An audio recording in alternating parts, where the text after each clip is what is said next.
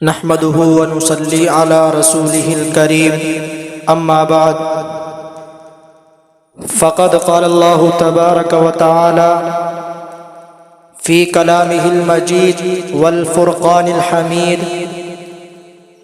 أعوذ بالله من الشيطان الرجيم بسم الله الرحمن الرحيم إن الله يأمر بالعدل والإحسان وقال تعالى في موضع آخر أحسن كما أحسن الله إليك صدق الله العظيم۔ محترم سامعین اکرام، معزز بزرگان دین، عزیز ساتھیوں، اللہ تبارک و تعالیٰ کا بڑا احسان ہوا، اس کا کرم ہوا کہ اس نے ہم سب کو یہاں پر جمع کرنے کی اور کچھ کہنے اور سننے کی توفیق عنایت فرمائی۔ دعا کرے کہ اللہ تبارک و تعالیٰ مجھے صحیح بات کہنے کی اور ہم سب کو اس پر عمل کرنے کی توفیق عنایت فرمائے۔ عزیزان گرامی، میں نے آپ حضرات کے روبرو قرآن مقدس کی 2 آیتوں کا تھوڑا سا حصہ تلاوت فرمایا ہے۔ پہلی آیت کے اندر اللہ رب العزت نے حکم دیا ہے، ارشاد فرمایا ہے، ان اللہ یأمر بالعدل والاحسان، بے شک اللہ تبارک و تعالی عدل و انصاف کا حکم دیتا ہے۔ دوسری جگہ ارشاد فرمایا، احسن کما احسن اللہ الیک، کہ تم بھلائی کا معاملہ کرو جیسے اللہ تبارک و تعالی تمہارے ساتھ بھلائی کا معاملہ کرتا ہے۔ یہ اللہ تبارک و تعالی نے قرآن کریم کے اندر ارشاد فرمایا ہے۔ تو نبی علیہ السلام پر قرآن اترا ہے، اللہ نے اتارا ہے، جبرائیل لائے ہیں، تو اللہ نے جو احکام جو ہدایت قرآن کے اندر نازل فرمائی ہے، آپ علیہ السلام کو ان سے بخوبی طور پر واقف کیا ہے، آپ نے ان پر عمل کیا ہے۔ تو جب اللہ نے یہ حکم نازل فرمایا، یہ آیت اتاری اور اس کے اندر یہ ہدایت دی گئی ہے، عدل و انصاف کی ہدایت دی گئی ہے اور بھلائی کا معاملہ کرنے کا حکم دیا گیا ہے، تو اللہ کا نبی اس کے خلاف کیسے جا سکتا ہے؟ ہرگز نہیں جا سکتا۔ وہ تو ہر وقت عدل و انصاف ہی سے فیصلہ کرے گا، عدل و انصاف والا معاملہ کرے گا، بھلائی کا معاملہ کرے گا۔ لیکن پھر بھی یہ لوگ اسلام پر اعتراض کرتے ہیں، اسلام کے خلاف زہر افشانیاں پھیلاتے ہیں اور زہر اگلتے ہیں، کہتے ہیں کہ اسلام ایک سرپسند مذہب ہے، اور اسی طرح سے پھر مسلمانوں پر بھی اعتراض کیا جاتا ہے۔ لہذا جب اسلام سرپسند مذہب ہے تو وہ دوسرے مذاہب کو قبول نہیں کرتا، اسی طرح مسلمان بھی دوسرے مذہب کے لوگوں کو پسند نہیں کرتے، ان کے ساتھ بھلائی کا معاملہ نہیں کرتے۔ یہ ان کی غلط رائے ہے، غلط سوچ ہے، یہ ان کے ذہنوں کے اندر ایک خلجان بھرا ہوا ہے جو لوگوں نے بھر دیا ہے۔ آئیے آج اسی کو نکالنے کی ضرورت ہے۔ میرے عزیز ساتھیوں، اللہ کے نبی علیہ السلام نے انسان کی تکمیل کے لیے جتنے فضائل اخلاق کی ضرورت ہو سکتی تھی، آپ علیہ السلام نے ان تمام کی تعلیم دی ہے اور خود عمل کر کے دکھایا ہے، کیونکہ اسلام ایک دین رحمت ہے۔ چنانچہ ایمان، تزکیہ نفس، زہد اور تقوی، عفت، پاک بازی، دیانت داری، خودداری، امانت داری، شجاعت، استقامت، عفو درگزر، احسان اور خودداری، حق گوئی، عہد کی پاسداری، شرم و حیا، رحم و کرم، عدل و انصاف، استغنا، محبت اور شفقت وغیرہ کی جو اعلیٰ سے اعلیٰ تعلیمات ہو سکتی تھی وہ آپ کے ذریعے ہمیں ملی ہے، اور جتنے رذائل ہو سکتے تھے ان سب کی مذمت اور ممانعت کی گئی ہے۔ ان تعلیمات کے بعد یہ کہنے میں فخر ہوتا ہے کہ اسلام کا رب المسلمین ہی نہیں بلکہ رب العالمین ہے، اور اس کا رسول رحمت للمسلمین کے بجائے رحمت للعالمین ہے۔ عزیزان گرامی، اگر کوئی اس حقیقت کو تسلیم کرنے سے گریز کرے، منہ پھیرے، دور بھاگے، اعتراض کرے، اجتناب کرے، اور تو اس کا یہ مذہبی تعصب ہے، اسلام کی تعلیمات سے ناواقفیت اس کے بیچ میں حائل ہے، یا وہ غلط رائے قائم کرنے کی منفیانہ ذہنیت میں مبتلا ہے۔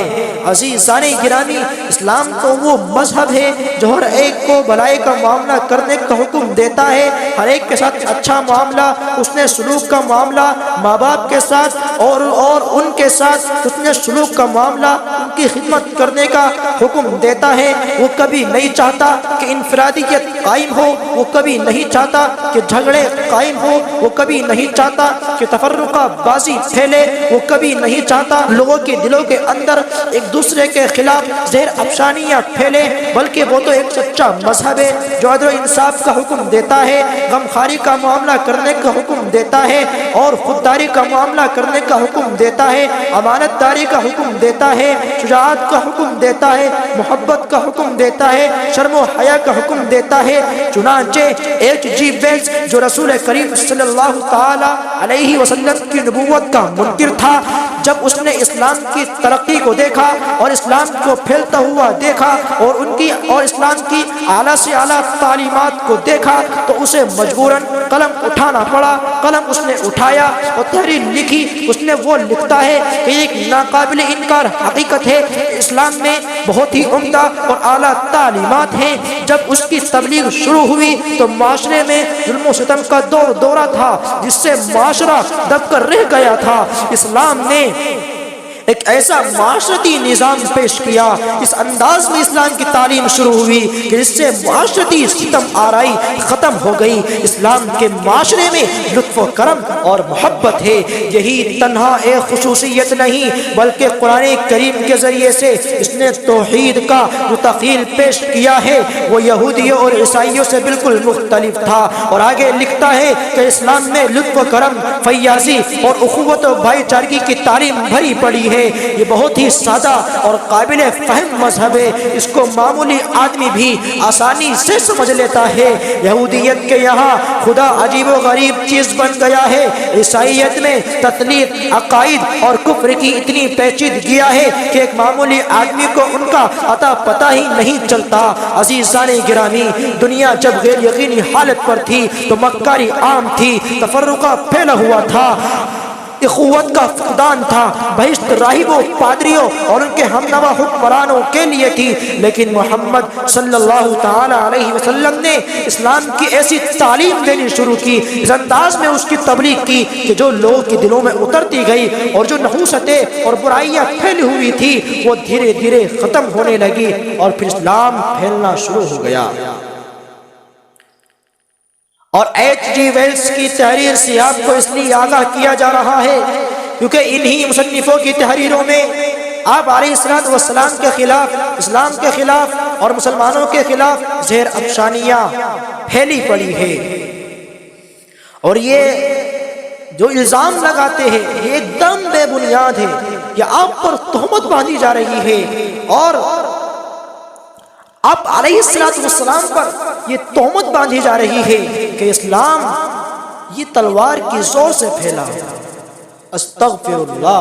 اللہ سے توبہ کرنی چاہیے، اللہ سے معافی مانگنی چاہیے کہ ہم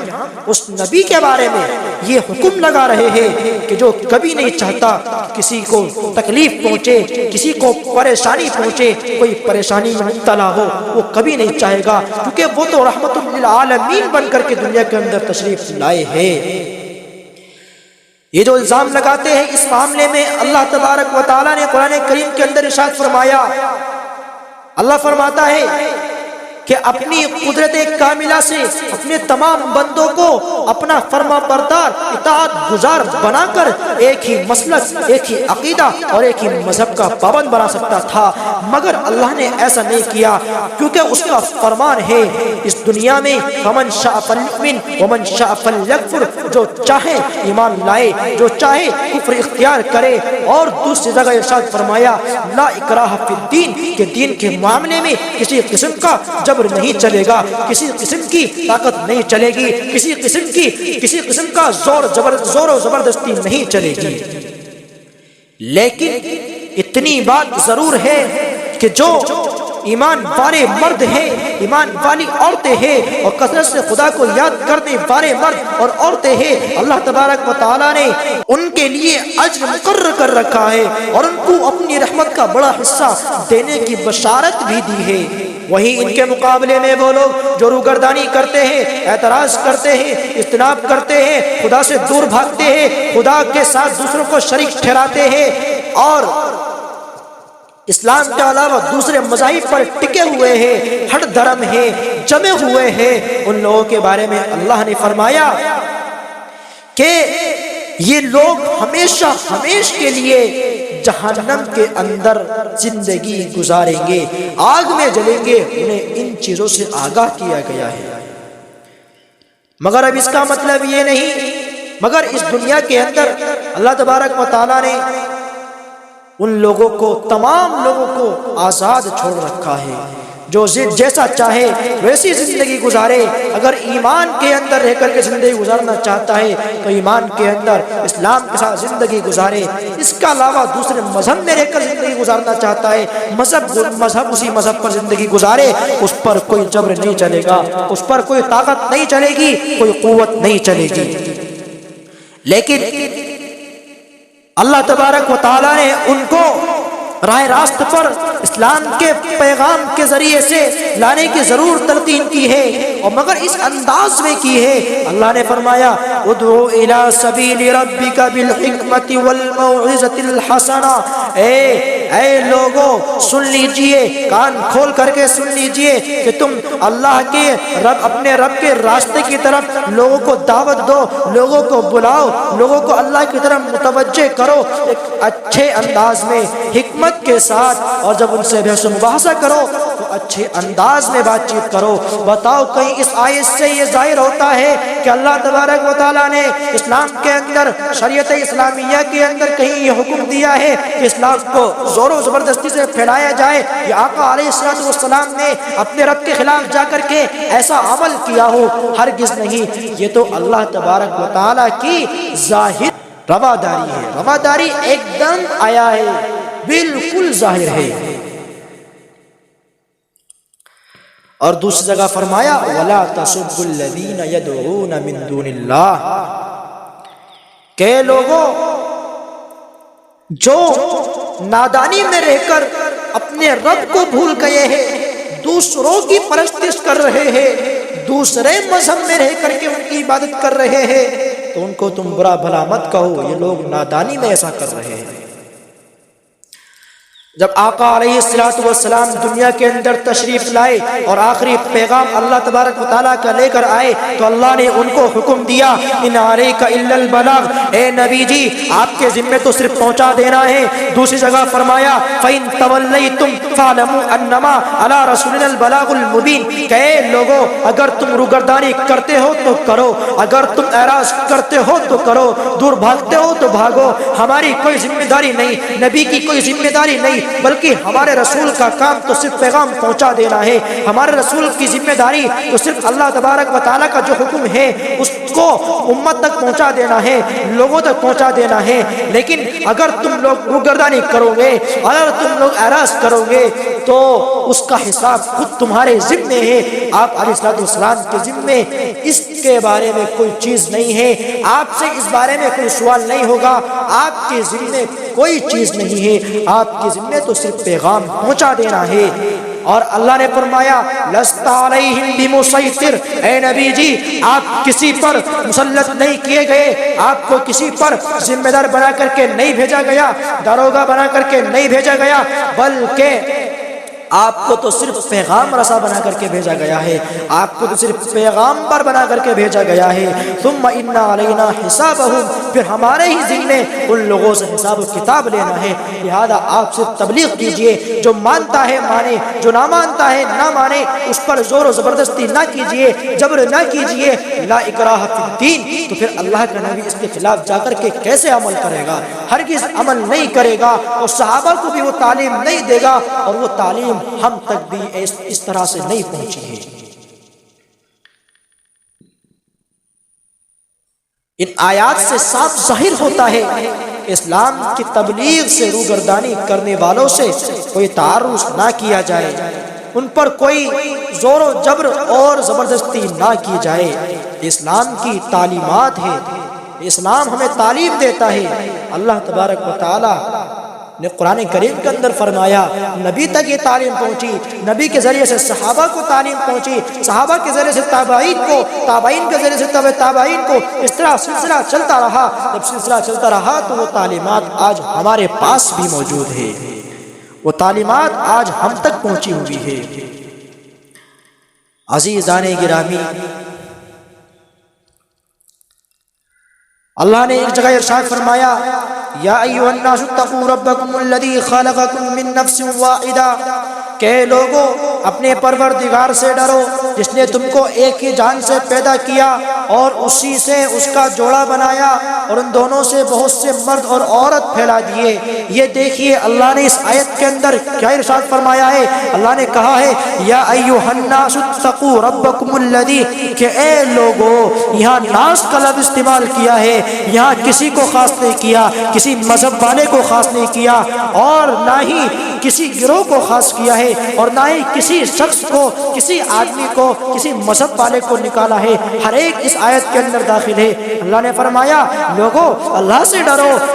اس رب سے ڈرو جس نے تمہیں ایک ہی جان سے پیدا کیا۔ اس کا مطلب یہ ہے کہ ہم سب لوگ انسان ہیں۔ اس طرح اسلام کی نظر میں پوری انسانیت ایک ہی کنبہ ہے، ایک ہی خاندان ہے، ایک ہی درخت کی شاخیں اور ایک ہی گلدستے کے پھول ہے۔ اس سے ہمیں انسانی اخوت کا سبق ملتا ہے، جیسے ایک مسلمان دوسرے مسلمان کا بھائی ہے، اسی طرح ہر انسان انسانی رشتے سے ہمارے بھائی اور ہمارے وسیع تر خاندان اور کنبے کا ایک حصہ ہے۔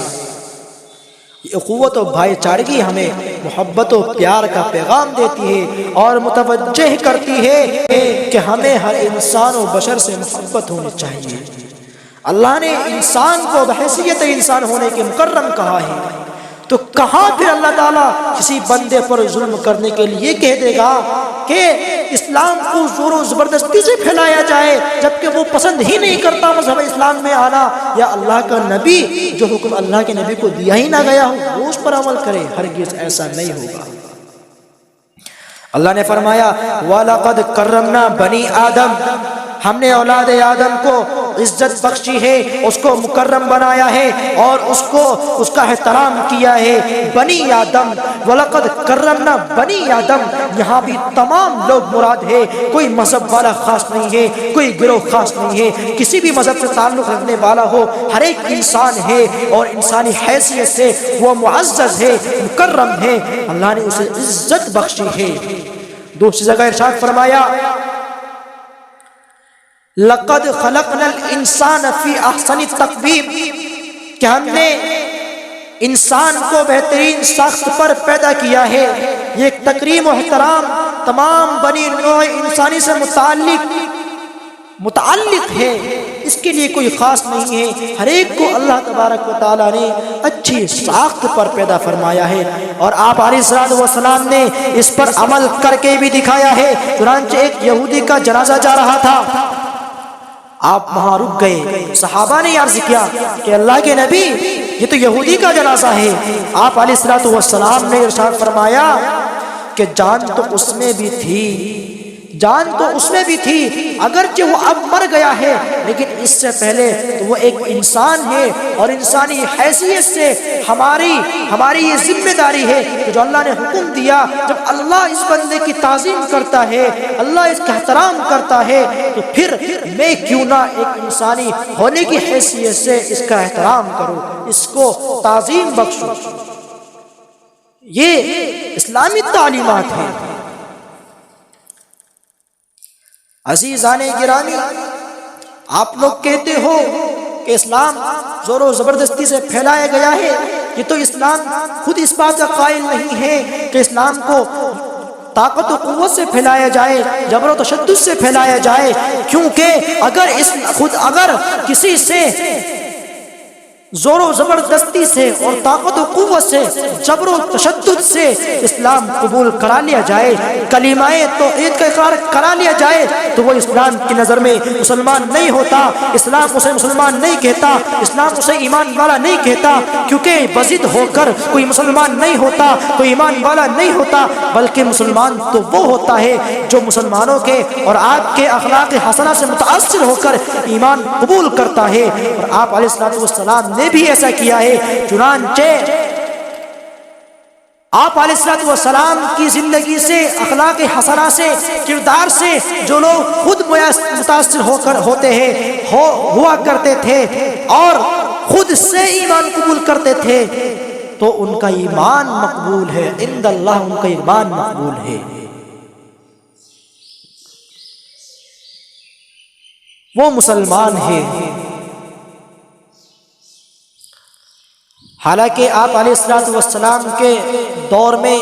کئی مواقع ایسے آئے کہ جس کے اندر آپ اگر چاہتے تو گروہ در گروہ کو طاقت و قوت سے مسلمان بنا سکتے تھے، لیکن آپ نے ایسا نہیں کیا۔ چنانچہ جنگ بدر کا واقعہ مشہور ہے کہ جس کے اندر مسلمانوں کی تعداد اعدائے اسلام کے مقابلے میں 1/3 سے بھی کم تھی، چنانچہ لیکن اللہ تبارک و تعالیٰ نے مسلمانوں کے جذبہ ایمان کو دیکھا، قوت ایمانی کو دیکھا اور اس کو محسوس کیا، تو اللہ نے ان مسلمانوں کو وہاں پر فتح نصیب فرمائی، اور اس موقع پر 70 اعدائے اسلام جنگ کے اندر مارے گئے اور 70 قید کر کے لائے گئے۔ ان کے اندر بڑے بڑے سردار تھے، مشرکین مکہ تھے۔ آپ علیہ السلام جب ان کو قید کر کر لاتے ہیں تو علامہ شبلی نے اس کا کیا نقشہ کھینچا ہے، آپ کے کردار کا کیا ان کے ساتھ کیا ان کے سلوک رہا، اس کا نقشہ یہ کھینچا کہ آپ علیہ السلام نے 2 کر کے 4 کر کے صحابہ کے درمیان ان کو تقسیم کر دیا اور یہ حکم دے دیا کہ ان کے ساتھ اچھا برتاؤ کرنا، اچھا سلوک کرنا، کھانا کھلانا، اگر کھانا کم ہو تو ان کو کھلانا، خود بھوکے رہ جانا۔ چنانچہ صحابہ نے اس حکم کی تعمیل کی۔ ابو العزیز جو حضرت مصعب بن عمیر رضی اللہ تعالیٰ عنہ کا بھائی تھا، وہ بھی ان قیدیوں میں تھا، اور وہ بیان کرتا ہے کہ جس انصار کے پاس میں تھا تو جب وہ کھانا لایا کرتے تھے، کھانا تھوڑا ہوا کرتا تھا، روٹی کم ہوا کرتی تھی، تو وہ میرے سامنے پیش کر دیا کرتے تھے اور خود کھجور کھا کر کے اپنا گزر بسر کر لیا کرتے تھے۔ چنانچہ ایک مرتبہ میں نے انہیں روٹی دینا چاہی، لیکن انہوں نے روٹی کو ہاتھ نہیں لگایا، صرف اسی حکم کی تعمیل میں جو اللہ کے نبی نے ان کو دیا ہے، صحابہ کو حکم دیا ہے۔ اور ایک شخص سہیل بن عمرو، یہ بڑا فصیح اللسان شخص تھا اور بڑے مجمع کے درمیان آپ علیہ السلام کے خلاف تقریریں کیا کرتا تھا۔ جب اس کو قید کر کے لایا گیا تو حضرت عمر رضی اللہ تعالیٰ نے کہا، اے اللہ کے نبی، اس کے دریچے کے دانت کاٹ دیے جائے اور اکھاڑ دیے جائے تاکہ پھر یہ اچھے سے نہ بول سکے۔ لیکن اللہ کے نبی قربان جائیے اس آقا پر، فرمایا کہ اے عمر، اگر میں اس کے دانت کو اکھاڑ دیتا ہوں جبکہ میں ایک نبی ہوں تو اللہ تبارک و تعالیٰ اس کی جزا میں میرے اعضاء کو بھی نقصان پہنچائے گا۔ یہ ہے نبی کی تعلیم، یہ ہے نبی کا مذہبی رواداری، یہ ہے اخوت و بھائی چارگی کا پیغام، ہمدردی و غمخواری کا پیغام، اتحاد و اتفاق کا پیغام۔ آقا نے تو ہر موڑ پر اتحاد و اتفاق کا پیغام دیا ہے۔ اس کے علاوہ اور بہت سے واقعات ہیں، بہت سے ایسے قبیلے ہیں کہ جن کو قید کر کے لایا گیا، کہ جن کو جنگ کے اندر قیدی بنا کر کے لایا گیا، لیکن جب ان سے کہا گیا کہ اللہ کے نبی ان کو آزاد کر دیا جائے، چھوڑ دیا جائے، تو آپ نے ان کو چھوڑ دیا، آزاد کر دیا، ان سے کبھی اسلام زبردستی قبول نہیں کرایا۔ اگر وہ متاثر ہوتے ہیں تو خود سے قبول کرے، ورنہ کوئی زور و زبردستی نہیں ہے، کیونکہ اللہ نے فرما دیا لنا اعمالنا ولکم اعمالکم لکم دینکم ولی دین، کہ تمہارا دین تمہارے لیے ہے اور ہمارا دین ہمارے لیے ہے، تمہارے اعمال تمہارے لیے ہے اور ہمارے اعمال ہمارے لیے ہے۔ یعنی ہم خود اپنے اعمال کے ذمہ دار ہیں، ہم سے ہمارے اعمال کے بارے میں حساب و کتاب ہوگا اور تم سے تمہارے اعمال کے بارے میں حساب و کتاب ہوگا، کسی پر کوئی ذمہ داری نہیں ہے۔ اب ہمیں خود سوچنا چاہیے کہ ہم کس راستے پر چل رہے ہیں، کس راہ پر چل رہے ہیں۔ جس راہ پر ہم چل رہے ہیں، جس راہ کو ہم نے اختیار کر رکھا ہے، وہ راہ ہمیں کہاں تک لے جاتی ہے؟ کیا حقیقی کامیابی تک پہنچاتی ہے یا نہیں پہنچاتی؟ اس پر ہمیں غور و فکر ہونا ہے اور خوب سوچنا ہے۔ عزیزان گرامی اور میرے برادران وطن،